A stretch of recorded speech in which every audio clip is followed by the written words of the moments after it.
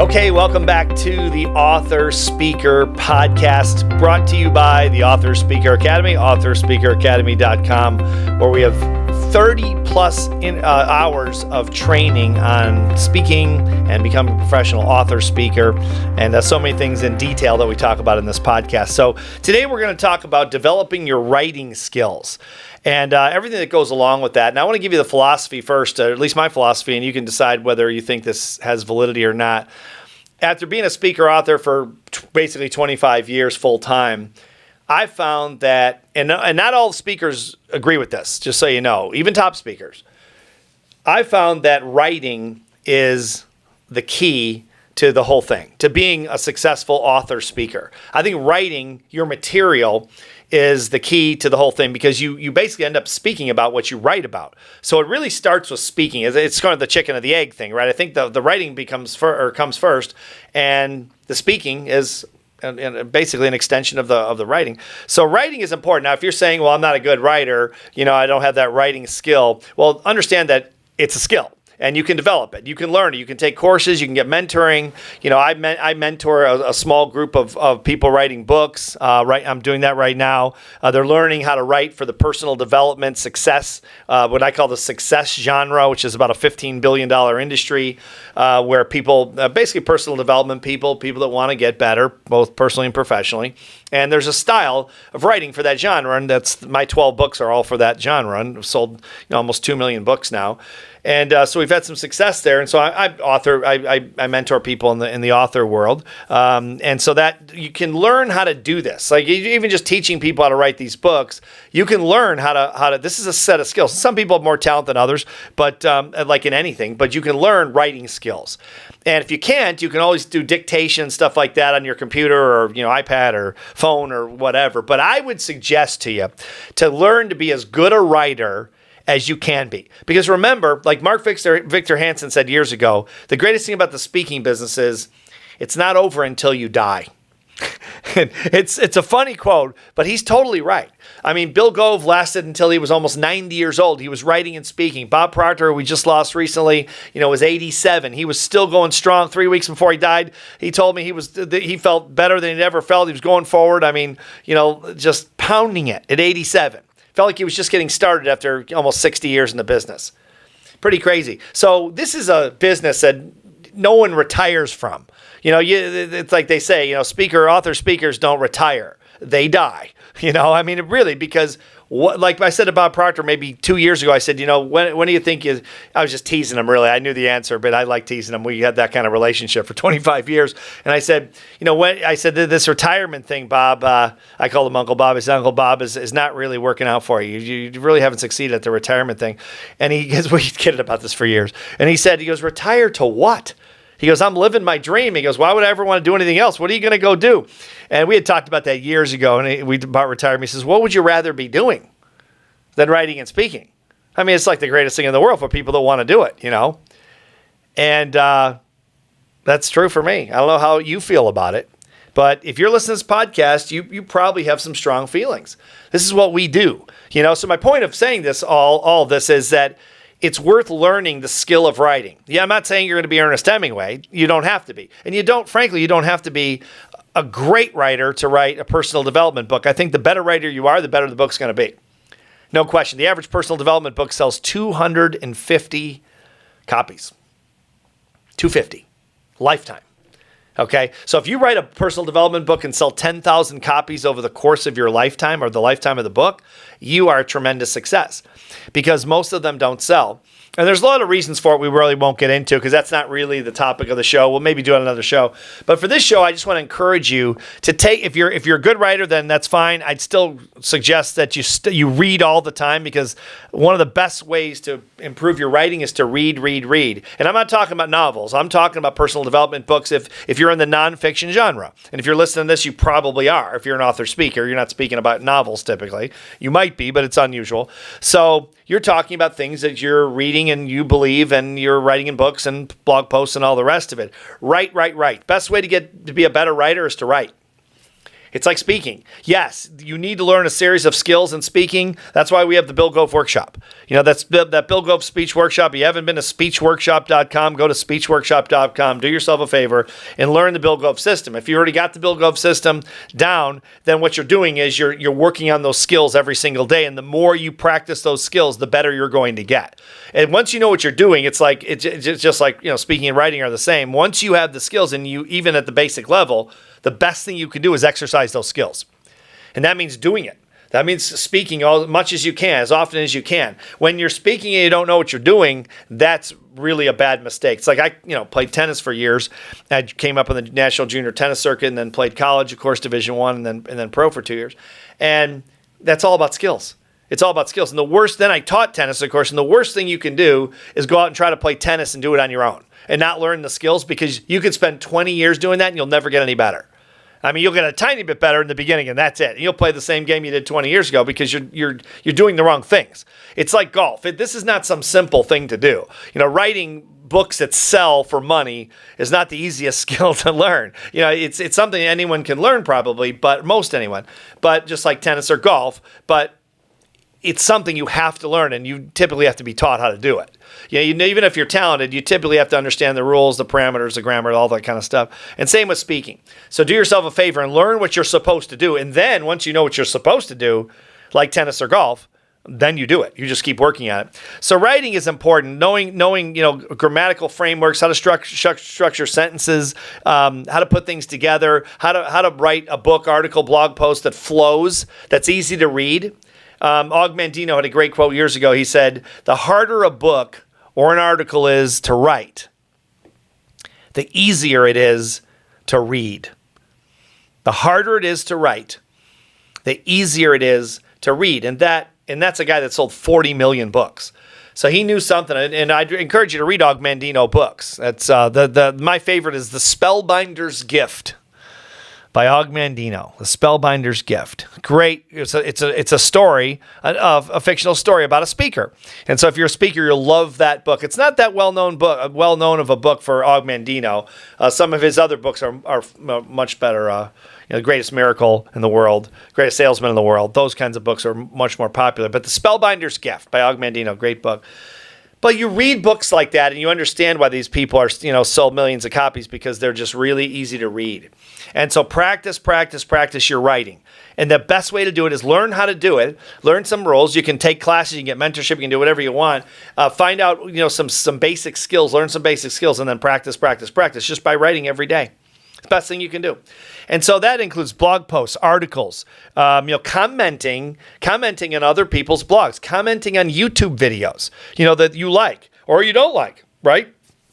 And then edit your writing every single day and see what you're doing right and wrong. And there's some basic things that make writing in this genre a little bit different than other genres. So if we're talking about personal development, talking about the success genre, let's say, people that want to get better, that's typically who listen to speakers and who reads those kinds of books. You're basically writing, our basic audience, 70% of our audience is a middle-aged woman that reads at an 8th grade level. So let's say a 40 or 45-year-old woman who reads at an 8th grade level of comprehension. Doesn't mean she's 8th grade educated. It means she reads at an 8th grade level. Most people just don't go beyond an 8th grade comprehension according to studies because they don't read enough. And they just don't get very good at it. You read a lot, you get faster in reading and your comprehension goes through the roof. It's like, it's another skill is reading. We don't think of it, that often, probably for most of us. But, when you can consume article after article or book after book, it's because you've gotten good at doing it. And if you read a lot, you probably have not. It's probably been your success or your skill has come along so gradually that you don't even recognize it. But the other day I was thinking about how many articles I read just on my phone in the course of a day, and it's usually 10 or 12 articles a day. Just because, I'm just looking through whatever, I'm waiting to get my hair cut or I'm doing something where, I've just got a little time to look at my phone, and of course it's all on your phone. But the more you read, I can whip through an article pretty fast because I've been reading since I was a child. I'm a lot. And if you haven't read a lot, then you can start now. It's one of the best ways to learn how to write is when you read an article, when you read a blog post, when you read comments on a YouTube video or anything else. Ask yourself, is this well written? Is it easy to read? Do I have to stop and think about what the author is saying because it's not clear? Is the author repetitive? Do they use alliteration? All these little things, grammatically, sentence structure. Are the sentences too long? Are the sentences too short? Does the author use too many modifiers? Like it was very, very hot outside. You could probably just say it was hot outside. And you'll start to see these repetitive things. Another good tip is take a class like on Udemy. Because there's services like that, literally for $10 or $20. You can take a class by a college professor in sentence structure, grammatical. Understand the Chicago Chicago Manual of Style, which most editors in the U.S. use to edit books and articles.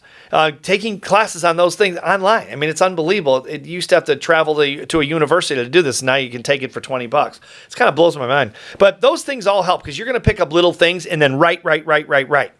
Because that really is the core of our speaking business is the writing. Because the more you write, the more you read, the more you study, the more you research, the more you have to say on stage. The more educated you are, the more you're worth at the end of the day.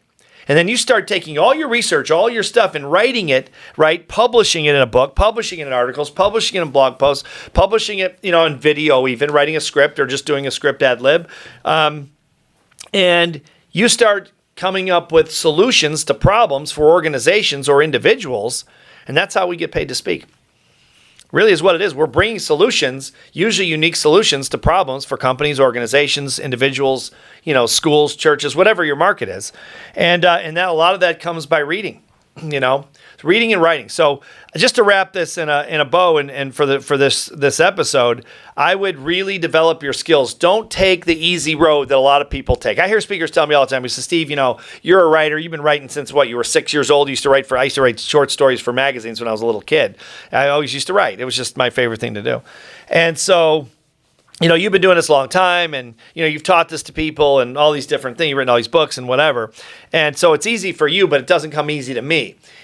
A lot of things, I play guitar for 40 years. Not one thing I've ever done on guitar has ever come easy. Now, when I picked up a tennis racket, it all came easy. When I picked up a pen, it was pretty easy for me to write. But certain things like guitar never came easy to me. Whatever I got, whatever level I am, I earned every bit of that one because I had to practice twice as hard as probably, someone certainly with any decent amount of talent, which I never was born with that. But the bottom line is you can develop it. I can still play songs. I can still sing and play songs. I used to play in a band. I wasn't very good, but I could play because I worked at it. I had to work for everything for sure. I took classical in college. I took theory. I took all that stuff. I was never good at it, but I did practice, and I've enjoyed it my whole life because I can actually do it. Not very well, but well enough to play for myself. Maybe not for other people, but certainly not for money. But writing is the same thing. You can develop it, and it's worth it. That's what I'm trying to say. Don't say, I have speakers say, I'm just going to get a ghostwriter. I'm just going to have someone else write my stuff. Don't do that. I would not do that because remember, you're not going to retire at 65, 65 or 70, or you're probably never going to retire in this business. Again, speakers don't retire. They die because it's too much fun. You write an article, you write a book, and it goes all over the world, and you get emails from all over the world. Let me tell you something. If you haven't experienced that, that's a kick. That's a buzz. I got a guy that wrote me a letter the other day from jail, and this is not my first jail letter. I don't know why, but I've probably had, over the years, without exaggeration, maybe 50 or 60, 70, something like that, letters from prisoners who've read my books in prison. So I'm big in the prison system, apparently, whatever it is. But he got a copy of one of my books called How Rich People Think. And he wrote me this letter, and I just got it the other day. And he's in jail till 5 more years or something like that. And he wants to be a speaker, and he wants to be a writer, and he loved the book, and et cetera, et cetera. But my point is it's like, okay, I don't know this guy, right? You don't know this guy. And chances are we'll probably never meet. But somehow, like I've never been to jail. I'm a tennis player. Tennis players typically don't go to jail. I'm just saying it's pretty rare. All right. Somehow that book made it into a prison cell, right? To a guy that's lived a pretty alternate life to mine. And he's reading that book. He's read that book, and he says it changed his life. Like, I'm probably never going to meet this guy.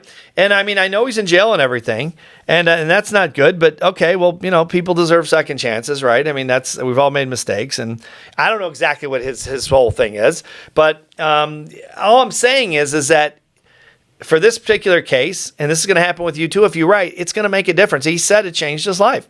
He wants to get out and do the same thing, and he wanted to let me know and those kinds of things. And we get those emails. Any author that sold, over 10,000 books, let's say, or maybe even less in their career, I'm not talking about in a year or a month, they've had those emails and letters. This was a letter in the mail. And because I don't think he can email, probably doesn't have a computer. And in jail, I wouldn't think so anyway. And so this meant something to this person. You get those emails all the time. I get them all the time from all over the world. Okay? Doesn't mean everyone loves your books or is going to love everything you write, but the people that do will reach out and say, it changed my life. I love that book. And I've written letters to people too, because I've been such a big reader for my whole life. I've written probably, I don't know, 25 letters, I suppose, to authors over the years and just said, this meant so much to me, or emails or whatever now, because it's a little bit different. It's easier to get to them now with social media. But my point of it is that why wouldn't you want to get your ideas on paper, on the internet, out there, so it goes around the world. And when it does, you're going to want it to be as good as you can possibly be. Because someone's life, some guy's sitting in jail, let's say, or let's just say in maybe a more mild case where they're feeling a sense of hopelessness. I've literally had 15 or 20 people tell me they were going to kill themselves, and because they read the 177 Mental Toughness Secrets of the World Class, that's always the book they reference. I don't know why for those people. It literally happened to me 6 months ago, 5 months ago. Someone walked up to me in a seminar. I was giving a speech, and they handed me this letter and said, I was about to commit suicide, and I didn't because I read your book, 177 Mental Toughness Secrets, and I'm alive because of it. That's literally the 15th or 20th one I've gotten in my career. You don't know where these books are going to go. You don't know who's sitting there hopeless, and then all of a sudden, feeling hopelessness, a sense of hopelessness, and they read your book or your article or something, and they go, I suddenly feel a sense of hope. Like, that's a big freaking deal. I mean, like you're impacting someone's life. I'm not saying it's going to happen every day. I'm just saying writing is really important to people in this genre, because we're not writing about flowers and trees and all kinds of novel things that you put in a novel. Those things are great and they're entertaining, but this is people's lives, And some of people base their lives on some of the stuff that we write. I'm not saying me, I'm saying we as a collective industry as self-help writers. I based a lot of my life on books I've read. I mean, really, stuff you think that's the greatest thing I've heard. When Ayn Rand talked about, and I've talked about this in other episodes, I think, when she talked about living an unrestricted existence in The Fountainhead, Ayn Rand, I thought that was the greatest thing I've ever heard in my life. It's still one of the greatest things I've ever heard in my life. And I've tried to live in unrestricted existence. I haven't totally succeeded. I've had some restrictions, but very few, very few. And that's where it came from. So she didn't know, she died in 1981. I never got to meet Ayn Rand, but she's still impacting people today because she was a good writer. And she got out there and wrote. She didn't say, I wasn't good enough and I'm going to leave someone else write. Man, develop your writing skills. It's worth it. If you don't know anything about it, go to Author Speaker Academy. Join the monthly Author Speaker. It's $97 a month. I mean, give me a break. You're good. You get to be successful as an author speaker. You're going to make plenty of money. That money is not an issue for a good author speaker. I'm not talking about Tony Robbins or some huge name. I'm talking about the average author speaker that hardly anyone knows, but they've got 100,000 raving fans around the world, and you're going to make plenty of money. But Take the time to study being a writer. It'll totally pay off. And then start writing. Every single day, write at least a little bit. Doesn't have to be a lot, just a little, but keep writing. It's worth developing that skill. A lot of skills are not worth developing, in my opinion, in this business, but that one totally is. So thanks for listening to the podcast, and we'll see you on the next episode.